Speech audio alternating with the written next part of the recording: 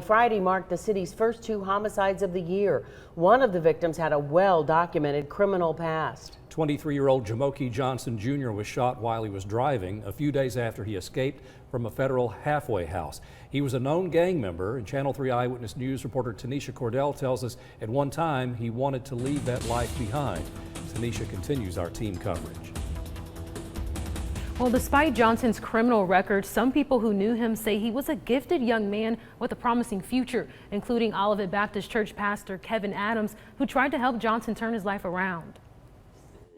Pastor Kevin Adams first met Jamoke Johnson Jr. in 2012 during Johnson's senior year at Brainerd High School. I was impressed by him.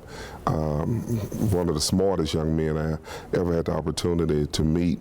So much potential, so many possibilities there. That summer, Adams offered Johnson a job at Olivet Baptist Church, talking with kids. An opportunity for Johnson to leave behind a past of crime and ties to gang life. He would learn the administrative aspects of the church, and then he would counsel and work with some of the young people, and he was excellent. I mean, they listened to him, and he made a great impact. Adams says by the end of that summer, Johnson was headed for college in Alabama, thanks to an anonymous donor who offered to pay his tuition. But Johnson was kicked out of school after one semester and headed back to Chattanooga streets. In 2013, Johnson was arrested during a drug sting along with 30 other men. 2 years later, he was sentenced to more than 5 years in prison. I just often wondered what would have been, because I just think that he just had it all, the giftings, the talent, the drive, the ability to just really do some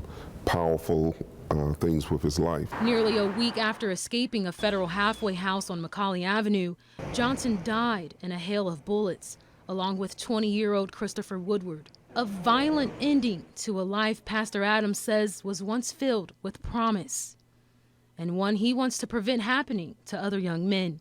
I think the graveyard is the richest place in the world today, not the banks, but the graveyard, because it's filled with so much potential, so much talent, so much gifting that we're taking and depositing it in the ground.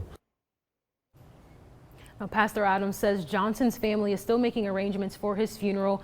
Police have not yet identified who is responsible for the shooting. If you have any information, call police. In the studio, Tanisha Cordell, Channel 3 Eyewitness News.